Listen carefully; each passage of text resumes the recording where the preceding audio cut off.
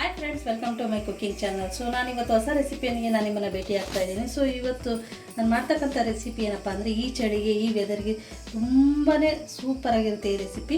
ಆ ರೆಸಿಪಿ ಏನಪ್ಪ ಅಂತಂದರೆ ಇದು ಒಣ ಸಿಗಡಿ ಮೀನು ಸಾಂಬಾರು. ಸೊ ಅವರೆಕಾಳನ್ನ ಯೂಸ್ ಮಾಡಿಬಿಟ್ಟು ಈ ಸಾಂಬಾರನ್ನ ಮಾಡ್ತಾಯಿದ್ದೀನಿ. ಎಷ್ಟು ರುಚಿಯಾಗಿರುತ್ತೆ ಅಂದರೆ ಕಳೆದು ಹೋಗ್ಬಿಡ್ತೀರ ಊಟ ಮಾಡಿದರೆ, ಅಷ್ಟು ಚೆನ್ನಾಗಿರುತ್ತೆ. ಖಂಡಿತ ಒಮ್ಮೆ ಟ್ರೈ ಮಾಡಿ. ಈ ಮೆಥಡಲ್ಲಿ ಮಾಡಿ ಪದೇ ಪದೇ ಮಾಡ್ಕೊಂಡು ಊಟ ಮಾಡ್ತೀರಾ, ಅಷ್ಟು ಚೆನ್ನಾಗಿರುತ್ತೆ ಮುದ್ದೆಗೆ. ಓಕೆ, ಈ ಸಿಗಡಿ ಮೀನು ನಾನು ಇಲ್ಲೊಂದು ಬೌಲ್ ತೊಗೊಂಡಿದ್ದೀನಿ.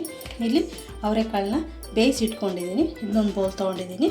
ಮತ್ತು ಇಲ್ಲೊಂದು 5-6 ಗಡ್ಡೆ ಬೆಳ್ಳುಳ್ಳಿ ತೊಗೊಂಡಿದ್ದೀನಿ, 1 ಗಡ್ಡೆ ಈರುಳ್ಳಿ ತೊಗೊಂಡಿದ್ದೀನಿ, ಸ್ವಲ್ಪ ಕೊತ್ತಂಬರಿ ತೊಗೊಂಡಿದ್ದೀನಿ, 1 ಟೊಮಟೊ ತೊಗೊಂಡಿದ್ದೀನಿ, ಒಂದು ಅರ್ಧ ನಿಂಬೆಹಣ್ಣು ಗಾತ್ರದಷ್ಟು ಹುಣಸೆಹಣ್ಣು ತೊಗೊಂಡಿದ್ದೀನಿ, ಮತ್ತು 1.5 ಟೀ ಸ್ಪೂನಷ್ಟು ಸಾಂಬಾರು ಪುಡಿ, 1.5 ಟೀ ಸ್ಪೂನಷ್ಟು ಖಾರ ಪುಡಿ ಖಾರಕ್ಕೆ ಅನುಗುಣವಾಗಿ ನೀವು ಆ್ಯಡ್ ಮಾಡಿಕೊಡಿ, ಮತ್ತು ಒಂದು ಅರ್ಧ ಬೌಲು ಇದು ಹಸಿ ತೆಂಗಿನಕಾಯಿ ತುರಿ. ಓಕೆ, ಇದು ಎಷ್ಟು ರುಬ್ಲಿಕ್ಕಿದೆ. ಸೊ ಇದನ್ನು ಸಿಗಡಿನ ಹುರ್ಕೋಬೇಕು. ಸೊ ಇದನ್ನ ಆಲ್ರೆಡಿ ಬೇಯಿಸಿಟ್ಕೊಂಡಿದ್ದೀನಿ. ಸೊ ಇದು ಹುರಿದು ತೋರಿಸ್ತೀನಿ, ಹುರಿದು ವಾಶ್ ಮಾಡೋಣ ಇದನ್ನು. ಓಕೆ, ಇದು ಒಗ್ಗರಣೆಗೆ ಸ್ವಲ್ಪ ಹಸಿ ಕಾಯಿ ತುರಿ ಮತ್ತು ಒಂದು ಅರ್ಧ ಈರುಳ್ಳಿ, ಸ್ವಲ್ಪ ಟೊಮೆಟೊ ಮತ್ತು ಒಂದು 10 ಕರಿಬೇವು ಎಸಳು. ಓಕೆ, ಈಗ ನಾವೇನು ಮಾಡೋಣ ಅಂದರೆ ಫಸ್ಟು ಈ ಸಿಗಡಿ ಮೀನನ್ನು ಹುರ್ಕೊಳ್ಳೋಣ. ತುಂಬ ಟೇಸ್ಟಿಯಾಗಿರುತ್ತೆ. ಸ್ವಲ್ಪ ಇದನ್ನು ಹುರ್ಕೊಂಡ್ಬಿಟ್ಟು ಬಿಸಿ ನೀರಲ್ಲಿ ಇದನ್ನು ತೊಳೆದ್ಬಿಟ್ಟು ಇದು ಅದು ಮಸಾಲ ಕುದಿಯುವಾಗ, ಸಾಂಬಾರು ಕುದಿಯುತ್ತಲ್ವ ಆವಾಗ ಹಾಕ್ಬೇಕು. ಇದನ್ನು ಬೇಗ ಬೆಂದ್ಬಿಡುತ್ತೆ. ಇದು ತುಂಬ ರುಚಿಯಾಗಿರುತ್ತೆ, ತುಂಬ ಟೇಸ್ಟಾಗಿರುತ್ತೆ. ಇನ್ನು ಸ್ವಲ್ಪ ಮೀಡಿಯಮ್ ಫ್ಲೇಮಲ್ಲಿ ಇಟ್ಕೊಂಡು ಚೆನ್ನಾಗಿ ಹುರ್ಕೊಳ್ಳಿ. ಇದು ಒಣಗಿದ ಮೀನಲ್ವ, ಸ್ವಲ್ಪ ಸ್ಮೆಲ್ ಇರುತ್ತೆ. ಓಕೆ ಫ್ರೆಂಡ್ಸ್, ಇದನ್ನ ಸ್ವಲ್ಪ ಫ್ರೈ ಮಾಡಿದೆ. ಇದು ಒಣ ಮೀನಲ್ವ, ಸ್ವಲ್ಪ ವಾಸನೆ ಇರುತ್ತೆ, ಆದರೆ ರುಚಿ ಮಾತ್ರ ತುಂಬಾ ಚೆನ್ನಾಗಿರುತ್ತೆ. ನನಗಂತೂ ತುಂಬಾ ಇಷ್ಟ. ಸೊ ಇದನ್ನೇನು ಮಾಡೋಣ ಅಂದರೆ ಇದನ್ನ ಒಂದು ಬೌಲಿಗೆ ಹಾಕ್ಕೊಳ್ತೀನಿ. ಇದನ್ನು ವಾಶ್ ಮಾಡಲಿಕ್ಕಿದೆ. ಫ್ಲೇಮ್ನ ಆಫ್ ಮಾಡಿಬಿಟ್ಟು ಒಂದು ಬೌಲಿಗೆ ಹಾಕ್ಕೊಳ್ತೀನಿ. ಇದನ್ನ ಬಿಸಿ ನೀರಲ್ಲಿ ತೊಳೆದ್ಬಿಡೋಣ. ಆಮೇಲೆ ಅದು ತಣ್ಣಗಾಗಲಿ, ಬಿಸಿ ನೀರಲ್ಲಿ ಸ್ವಲ್ಪ ವಾಶ್ ಮಾಡೋಣ. ಓಕೆ ಫ್ರೆಂಡ್ಸ್, ನಾನಿಲ್ಲಿ 1.5 ಸ್ಪೂನಷ್ಟು ಆಯಿಲ್ ಹಾಕ್ಕೊಂಡಿದ್ದೀನಿ. ಮಸಾಲ ರುಬ್ಕೊಂಬರೋಣ. ಎಣ್ಣೆ ಕಾಯೋ ಅಷ್ಟೊತ್ತಿಗೆ ಈ ಮಸಾಲ ತೊಗೊಂಡಿದ್ದೆ ಅಲ್ವಾ, ಈ ಅವರೆಕಾಳು ಆಲ್ರೆಡಿ ಬೇಯಿಸಿ ಇಟ್ಕೊಂಡಿದ್ದೀನಿ. ಅಂದರೆ ಎಳೆ ಕಾಳಿದು 1-2 ವಿಜಲ್ ಕೊಟ್ಟಿದ್ದೀನಿ, ಚೆನ್ನಾಗಿ ಬೆಂದಿದೆ ಈ ಥರ. ಓಕೆ, ಇದು ಇರಲಿ. ಆಮೇಲೆ ಒಗ್ಗರಣೆ ಹಾಕಿ ಮಸಾಲ ಕುದಿಯುವಾಗ ಅದು ಮತ್ತು ಮೀನ ಜೊತೆಗೆ ಹಾಕೋಣ. ಓಕೆ, ಇದಷ್ಟನ್ನು ರುಬ್ಕೊಂಬಂದ್ಬಿಡೋಣ. ಓಕೆ ಫ್ರೆಂಡ್ಸ್, ನೋಡಿ ಈ ಥರ ರುಬ್ಕೊಂಡು ಬಂದಿದ್ದೀನಿ. ಓಕೆ, ಇಲ್ಲಿ ಎಣ್ಣೆ ಕಾಯ್ಲಿಕ್ಕೆ ಇಟ್ಟಿದ್ದೀನಿ. ಇದಕ್ಕೀಗ ಸಾಸಿವೆ ಜೀರಿಗೆ ಹಾಕೊಳ್ಳೋಣ. ಕೆಲವೊಂದು ಚಿಕ್ಕ ಪುಟ್ಟ ಐಟಮ್ ಈ ಥರ ಸಾಸಿವೆ ಜೀರಿಗೆ ಇದನ್ನೆಲ್ಲ ನಾನು ಆವಾಗಲೇ ಸ್ಟಾರ್ಟಿಂಗಲ್ಲಿ ಹೇಳಿರಲ್ಲ. ಸೊ ಈ ಥರ ಆಯಿಲ್ ಅದನ್ನೆಲ್ಲ ಈ ಥರ ಒಗ್ಗರಣೆ ಹಾಕುವಾಗ ಹೇಳ್ತೀನಿ. ಸೊ ಅದನ್ನು ಹಾಗೆ ಆ್ಯಡ್ ಮಾಡಿಕೊಡಿ. ಯಾಕೆಂದರೆ ಸ್ಕಿಪ್ ಮಾಡಬೇಡಿ. ಮಧ್ಯೆ ಚಿಕ್ಕ ಸಣ್ಣ ಪುಟ್ಟದ್ದು ಏನಾದ್ರು ಸೇರಿಸೋದು ಹೇಳ್ತಾ ಇರ್ತೀನಿ, ಹಾಗಾಗಿ ಸ್ಕಿಪ್ ಮಾಡ್ತೀನಿ. ನೋಡಿ, ತೊಗೊಂಡಿದ್ದೆ ಅಲ್ವ ಒಗ್ಗರಣೆಗೆ. ಸೊ ಇದಷ್ಟನ್ನು ಆ್ಯಡ್ ಮಾಡಿ.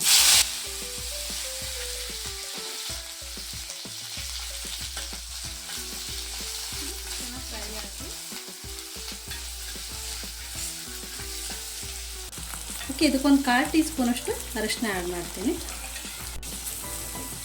ಓಕೆ ಫ್ರೆಂಡ್ಸ್, ಈ ಥರ ಒಗ್ಗರಣೆ ಚೆನ್ನಾಗಿ ಸ್ವಲ್ಪ ಫ್ರೈ ಆದಮೇಲೆ ರುಬ್ಕೊಂಡಿದ್ವಲ್ವ ಆ ಮಸಾಲನ ಹಾಕ್ಕೊಳ್ಳೋಣ. ಇಷ್ಟು ರುಬ್ಬಿದ್ರೆ ಸಾಕು. ಈ ಮಸಾಲಾಗೆ ನೀರನ್ನ ಆ್ಯಡ್ ಮಾಡಿ. ಸೊ ನಿಮಗೆ ಸಾಂಬಾರು ಎಷ್ಟು ಥಿಕ್ನೆಸ್ ಬೇಕೋ ನೋಡಿಕೊಂಡು ನೀರನ್ನ ಆ್ಯಡ್ ಮಾಡಿ. ಸೊ ಈ ಸಾಂಬಾರು ಒಂದು 5-6 ಜನಕ್ಕೆ ಆಗುತ್ತೆ. ತುಂಬಾ ಚೆನ್ನಾಗಿರುತ್ತೆ. ಮುದ್ದೆಗಂತೂ ಏನು ಮಾಡಿಸಿದ್ದಿ ಸಾಂಬಾರು. ಜಾರ್ಗೆ ನೀರು ಹಾಕ್ಕೊಂಬಿಟ್ಟು ನಾನು ಇದಕ್ಕೆ ಆ್ಯಡ್ ಮಾಡ್ತಾಯಿದ್ದೀನಿ. ನೋಡಿ, ಸೊ ಸಾಂಬಾರು ಥಿಕ್ನೆಸ್ ಯಾವ ಥರ ಬೇಕು ನೋಡಿಕೊಂಡು ನೀವು ನೀರನ್ನ ಆ್ಯಡ್ ಮಾಡಿ. ಓಕೆ, ಇಷ್ಟು ಸಾಕಾಗುತ್ತೆ. ಇದು ಆಮೇಲೆ ಡ್ರೈ ಫಿಶೆಲ್ಲ ಹಾಕುವಾಗ ಮತ್ತೆ ಸ್ವಲ್ಪ ಅವರೆಕಾಳದೆಲ್ಲ ಹಾಕ್ತೀವಲ್ವ, ಅವಾಗ ಸ್ವಲ್ಪ ಗಟ್ಟಿಯಾಗುತ್ತೆ. ಸೊ ಕುದಿಬೇಕಲ್ವ. ಸೊ ಈ ಮಸಾಲೆ ಎಲ್ಲ ಚೆನ್ನಾಗಿ ಕುದೀಲಿ. ಓಕೆ, ಇದಕ್ಕೆ ನೀರನ್ನ ನೋಡಿಬಿಟ್ಟು ಪ್ರಮಾಣದಲ್ಲಿ ನೀರನ್ನ ಹಾಕ್ಕೊಳ್ಳಿ. ಸೊ ಇದಕ್ಕೆ ತಕ್ಕಷ್ಟು ಉಪ್ಪನ್ನ ಹಾಕ್ತಾಯಿದ್ದೀನಿ. ಸೊ ನೀವು ಉಪ್ಪನ್ನ ನೋಡಿಬಿಟ್ಟು ಹಾಕ್ಕೊಳ್ಳಿ. ಯಾಕೆಂದರೆ ಸ್ಟಾರ್ಟಿಂಗೇ ಜಾಸ್ತಿ ಹಾಕ್ಬಿಟ್ರೆ ಆಮೇಲೆ ಮತ್ತೆ ಸರಿ ಹೋಗಲ್ಲ. ಹಾಗಾಗಿ ಸ್ವಲ್ಪ ಕಡಿಮೆ ಹಾಕ್ಕೊಂಡ್ರೆ ಆಮೇಲೆ ಬೇಕಾದರೆ ಮತ್ತೆ ಹಾಕ್ಕೋಬೋದು. ಹಾಗಾಗಿ ಓಕೆ, ಇದು ಚೆನ್ನಾಗಿ ಕುದಿ ಬರಲಿ. ನೋಡಿ ಎಷ್ಟು ಚೆನ್ನಾಗಿ ಕುದೀತಾ ಇದೆ. ಓಕೆ, ಈ ಥರ ಕುದಿಯುವಾಗ ಈ ಥರ ಬೇಯಿಸಿಟ್ಕೊಂಡಿದ್ದೆ ಅಲ್ವಾ, ಸೊ ಅವರೆಕಾಳನ್ನ ಹಾಕ್ತಾಯಿದ್ದೀನಿ. ಇಲ್ಲ ಒಟ್ಟಿಗೆ ಮಸಾಲ ಇದನ್ನೆಲ್ಲ ಹಾಕಿ ಕುಕ್ಕರಲ್ಲಿ ವಿಷಲ್ ಕೊಟ್ಟು ಸಹ ಮಾಡ್ಬೋದು. ಆಮೇಲೆ ಎಂಡಿಂಗಲ್ಲಿ ಈ ಮೀನನ್ನ ತೊಳೆದು ಹಾಕ್ಬಿಟ್ರೆ ಆಯಿತು. ಸೊ ಈಗ ನಾನು ಆಲ್ರೆಡಿ ಮುಂಚೆನೇ ಅವರೆಕಾಳನ್ನ ಬೇಯಿಸಿಟ್ಕೊಂಡಿದ್ದೆ, ಎಳೆ ಅವರೆಕಾಳು. 1-2 ವಿಷಲ್ ಕೊಟ್ಬಿಟ್ಟು ಸೊ ಇದನ್ನೇನು ಮಾಡೋಣ ಅಂದರೆ ಸ್ವಲ್ಪ ಬಿಸಿ ನೀರಲ್ಲಿ ಇದನ್ನು ವಾಶ್ ಮಾಡ್ತೀನಿ. ಓಕೆ ಫ್ರೆಂಡ್ಸ್, ನೋಡಿ ಸ್ವಲ್ಪ ಬಿಸಿ ನೀರಲ್ಲಿ ಇದನ್ನು ವಾಶ್ ಮಾಡಿಬಿಟ್ಟು ಹಾಕ್ತೀನಿ. ಚೆನ್ನಾಗಿರುತ್ತೆ, ಅದ್ರ ಸ್ಮೆಲ್ಲೆಲ್ಲ ಹೋಗುತ್ತೆ ಮತ್ತು ಸಾಂಬಾರಲ್ಲೇ ಆ ಸ್ಮೆಲ್ ಇರಲ್ಲ. ಹಾಗಾಗಿ ಒಂದೆರಡು ಸಲ ವಾಶ್ ಮಾಡಿಬಿಡಿ. ಓಕೆ ನೋಡಿ, ಇದಕ್ಕೆ ಹಾಕ್ತೀನಿ. ಇದೇನು ಬೇಗ ಬೆಂದ್ಕೊಂಬಿಡುತ್ತೆ, ಕುದಿಯುವಾಗ ಹಾಕ್ಬಿಡಿ. ಯಾರಾದರೂ ಮನೆಗಳಲ್ಲಿ ಬಾಣ್ತಿಯವರಿದ್ದರೆ ಈ ಚಳಿಗೆ ಇದನ್ನು ಮಾಡಿಕೊಡಿ, ತುಂಬಾ ಚೆನ್ನಾಗಿರುತ್ತೆ. ಸೊ ಇಷ್ಟಪಟ್ಟು ಊಟ ಮಾಡ್ತಾರೆ. ಬಿಸಿ ಬಿಸಿ ಮುದ್ದೆ ಜೊತೆಗೆ ಇದನ್ನು ಕೊಟ್ಬಿಡಿ, ತುಂಬ ಚೆನ್ನಾಗಿ ಪ್ರೋಟೀನ್ ಯುಕ್ತವಾಗಿರುತ್ತೆ. ಅಂದರೆ ಸಿಗಡಿ ಮೀನಿದು ಅವರೆಕಾಳು ಬೇಕಾದರೆ ಸ್ಕಿಪ್ ಮಾಡಿಬಿಟ್ಟು ಬರೀ ಸಿಗಡಿ ಮೀನು ಹಾಕಿ ಮಾಡಿಕೊಡಿ, ಜಾಸ್ತಿ ಖಾರ ಗಿರ ಏನೂ ಹಾಕ್ದಂಗೆ. ಸೊ ಸ್ಟಾರ್ಟಿಂಗ್ 1 ತಿಂಗಳು 2 ತಿಂಗಳು ಆ ಥರ ಇದ್ದರೆ, ಸೊ 3 ತಿಂಗಳು 4 ತಿಂಗಳು ಆದಮೇಲೆ ಈ ಥರ ಈ ಮೆಥಡಲ್ಲಿ ಮಾಡಿಕೊಡಿ, ತೊಂದರೆ ಇಲ್ಲ, ತುಂಬ ಚೆನ್ನಾಗಿರುತ್ತೆ. ನೋಡಿ ಎಷ್ಟು ಚೆನ್ನಾಗಿ ಬಂತು. ಓಕೆ, ಸಾಂಬಾರು ರೆಡಿ ಆಯಿತು. ಸೊ ನಾನು ಇದನ್ನು ಬಿಸಿ ಬಿಸಿ ರಾಗಿ ಮುದ್ದೆ ಜೊತೆಗೆ ಸರ್ವ್ ಮಾಡ್ತೀನಿ. ಓಕೆ, ಇದನ್ನು 1 ನಿಮಿಷ ಕುದಿಸ್ಬಿಟ್ಟು ಲಿಡ್ನ ಕ್ಲೋಸ್ ಮಾಡಿಬಿಡಿ. ಸಾಂಬಾರು ಪ್ರಿಪೇರ್ ಆಯಿತು. ಓಕೆ ಫ್ರೆಂಡ್ಸ್, ಇದನ್ನು ನಾನು ಬಿಸಿ ಬಿಸಿ ಮುದ್ದೆ ಜೊತೆಗೆ ಸರ್ವ್ ಮಾಡ್ತಾ ಇದ್ದೀನಿ. ಸೊ ಸಾಂಬಾರು ರೆಡಿ ಆಯಿತು.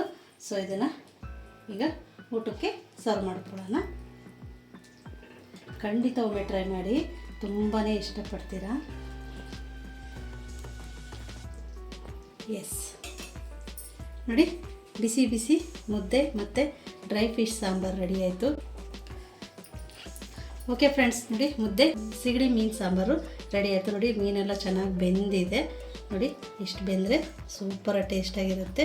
ಸೊ ಮುದ್ದೆ ಜೊತೆ ಇದನ್ನ ಊಟ ಮಾಡಿದ್ರೆ ಊಟ ಮಾಡ್ತಾನೇ ಇರಬೇಕು ಅನಿಸುತ್ತೆ, ಅಷ್ಟು ಚೆನ್ನಾಗಿರುತ್ತೆ. ಖಂಡಿತ ಒಮ್ಮೆ ಟ್ರೈ ಮಾಡಿ, ಮತ್ತು ಹೇಗೆ ಬಂತು ಅಂತ ನನಗೆ ಕಾಮೆಂಟ್ ಮಾಡಿ, ಮತ್ತು ಲೈಕ್ ಮಾಡಿ, ಶೇರ್ ಮಾಡಿ. ಯಾರೆಲ್ಲ ಹೊಸದಾಗಿ ನಮ್ಮ ಚಾನಲ್ ನೋಡ್ತಾ ಇದ್ದೀರಾ ಪ್ಲೀಸ್ ಸಬ್ಸ್ಕ್ರೈಬ್ ಮಾಡಿ ಮತ್ತು ಸಪೋರ್ಟ್ ಮಾಡಿ. ನೆಕ್ಸ್ಟ್ ರೆಸಿಪಿಯೊಂದಿಗೆ ನಾನು ನಿಮ್ಮನ್ನು ಭೇಟಿ ಆಗ್ತೀನಿ. ಅಲ್ಲಿವರೆಗೂ ಬಾಯ್.